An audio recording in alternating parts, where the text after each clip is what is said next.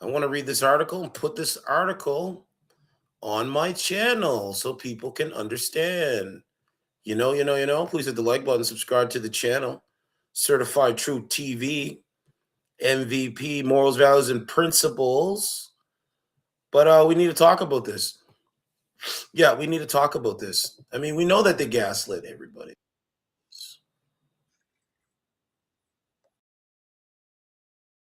right? We have to get it right. We got to get it right. So here we go. This is January 8th, 2026. Geoff Russ. Immigration made affordability worse. Liberals lighted us all. Let's read that again. Immigration made affordability for the citizens of Canada worse. Liberals lighted us all. They denied rapidly increasing the population had effect on housing prices. Why are we in this mess? Because of the Liberal government. Because of the Liberal government. Right there, January 8th, 2026. Let's continue down. Did the Liberal government lie about the effects of mass immigration or simply get it wrong? It is almost certainly a heady mix of both.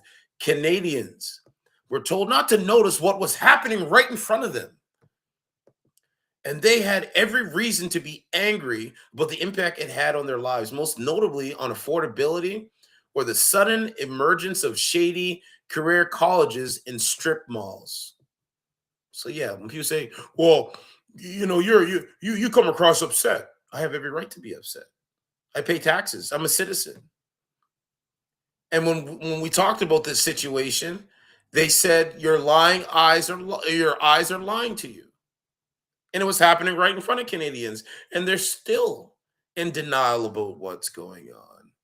The latest batch of evidence is found in an economics paper from University of Windsor graduate student Ali. I think that's Gaza Zadeh Manflared.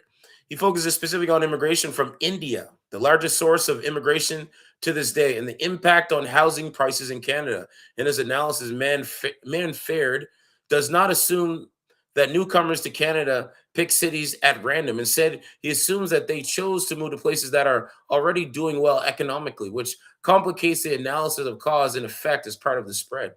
To translate this work into a plainer language, Manflared predicts where Indian immigrants will arrive based on where fellow Indians already live, choosing 2011 as the baseline year and based on how Canada-wide Indian immigration fluctuated over time. Manflair's predicted flow is then used to estimate the casual effect on housing prices rather than simply tracking correlations. When applying the model to 21 different metropolitan areas between 2012 and 2022, the results are exactly what Canadians have been saying for years. What have they been saying for years? That mass immigration made new houses more expensive and rents higher. The city's cited range in population size from Toronto to St. John, New Brunswick. Both economic and demographic factors interact with immigration driven demand to shape housing outcomes.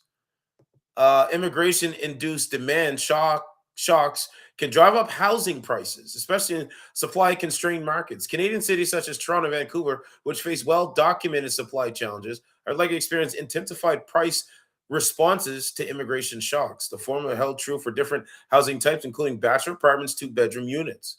Monfair's excellent work is a welcome confirmation that even the most lofty pro immigration rhetoric of the Liberal government could not defeat the law of supply and demand.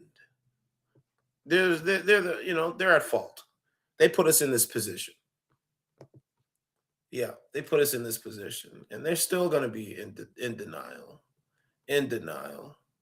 Middle and working class Canadians should take Montclair's paper as further permission to say aloud that mass immigration has made their lives materially worse without being called rude, wrong, or racist by government official, NGOs, and other activists.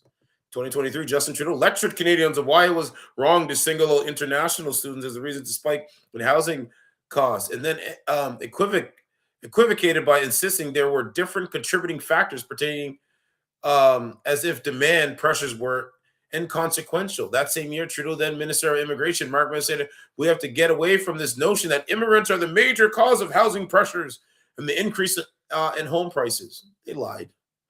They lied. They lied. And people still believe their lies today. Right? Do you notice the sleight of hand? It is perfectly acceptable to believe that bad housing policies are to blame and that zoning fees and the lack of purpose-built rentals all matter. So again, this is what's going on. And you can choose to deny the reality